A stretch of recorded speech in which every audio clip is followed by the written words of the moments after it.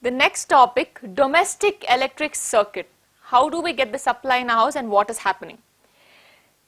The supply coming into our house, the main supply, is usually an input of 220 volts AC. Okay, and we have two wires coming in, live wire and neutral wire. The live wire is red in color, the neutral wire is black or sometimes blue. They enter and they have a electricity board fuse. Why fuse? We've already learned what is a fuse in the chapter electricity. We know that how does a fuse work. In case there's an excess current flowing, the wire will heat up and it will melt and the circuit will break. So the fuse will break, saving all other devices from the excess current, right? So we have an electricity board fuse over here, the main fuse.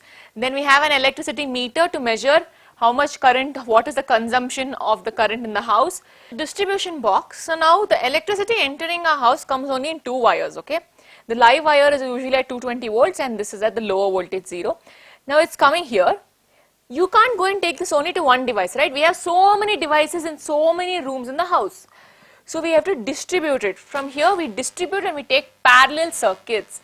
Why do we take parallel circuits? Because in domestic households we use parallel over series. We have already studied why. Because in parallel circuit every device will get 220 volts and if one other device stops working, the other devices will continue to work. Also every device has different current requirements, so different current can be achieved only using parallel and not series. That's why from the distribution box parallel circuits are taken to different places, different parts of the house for the different supplies. While taking the parallel circuits also, usually the current rating, the circuits are made such that we have two supplies, one of 15 ampere and one of 5 amperes. All the devices in our houses are designed to work on 15 ampere and 5 ampere. 15 ampere are high current devices such as geyser, air conditioners, washing machine. 5 amperes are low current devices such as light, fan, etc. So we have two different varying, because we can't take light, fan and put it there. That's why usually when current goes and if you have UPS at home, you can't switch on the geyser, but your light and fan work because they have low supply.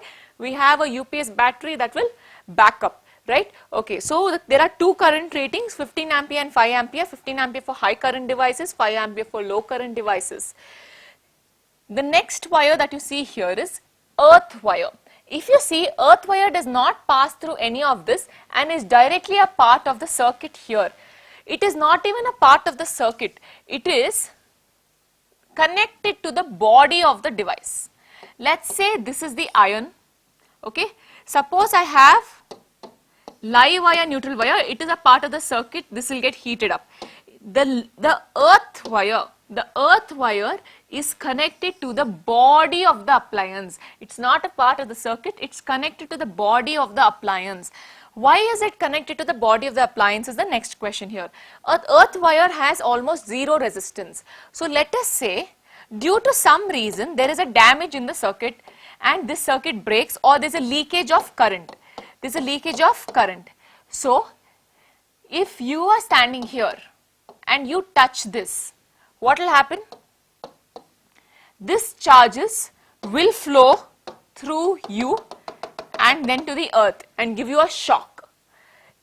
If earth wire is connected, these charges have two options. One, okay, go through you. Your body has some resistance. It's not a good conductor of electricity. It is a conductor but not a very good conductor. Or go through the earth wire who has zero resistance. Zero resistance, very easy path, very easily it can flow.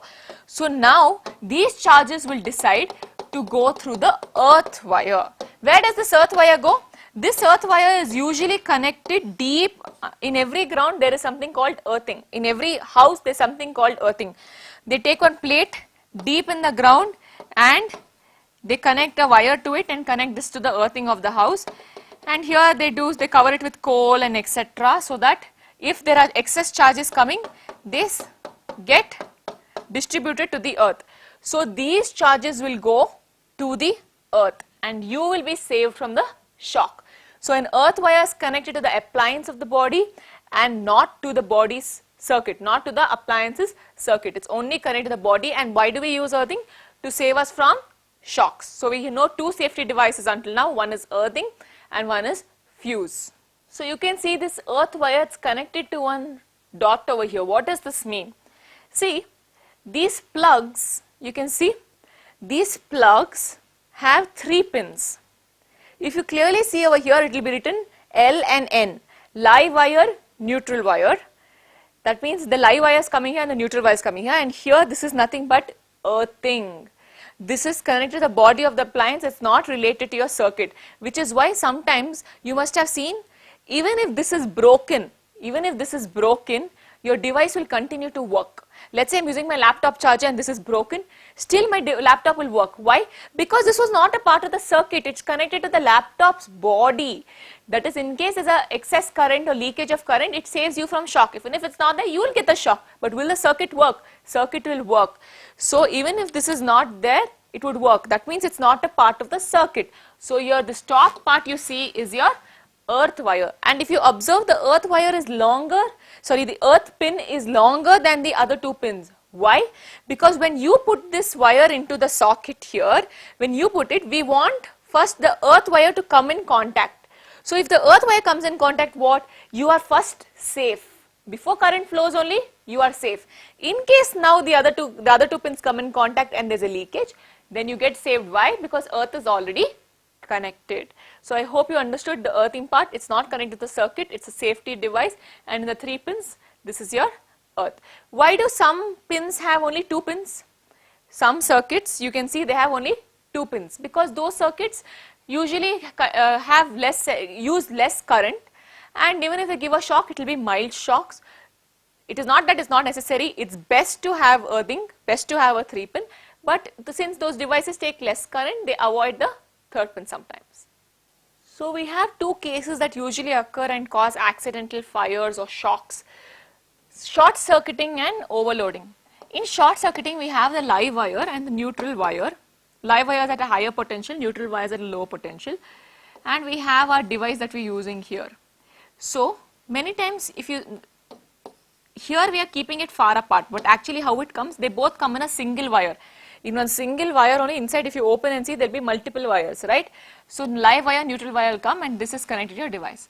Sometimes what happens, the insulation of the wire will go away. It will get chipped off, or the insulation is removed. So the live wire and the neutral wire might come in direct contact. If it comes in direct contact, what? All the current will start flowing here only. It will not reach this part itself, and this path has zero resistance, no resistance. The current will highly increase. There will be a sudden rise in current. Sudden rise in current causes more heat to be generated. More heat is generated, then what happens? It may catch an accidental fire. That's how short circuiting takes place. Overloading. Overloading, you must have done this sometimes in your spike busters or junction boxes, what you call. You will connect too many devices, your speaker also, your laptop charger also, your phone charger, light, study lamp, so many things you will connect, and you will feel, oh, nothing will happen, nothing will happen. It's not good to do so, because what happens, every device has a limit of current that it needs some limited current, right? But when you force overloading, you're forcing, what is happening? Every device wants current, 5 ampere, 5 ampere, 5 ampere, everyone wants current. You are forcing the voltage of the house to give you more current. You are overloading it. So there's a sudden rise of current. There's more current over here. What happens? The circuit might break. The circuit, because you're forcing more current to come, again it may cause an issue. Heat will be generated, it will cause an accidental fire. Overloading also sometimes happens when there are fluctuations in the voltage supply.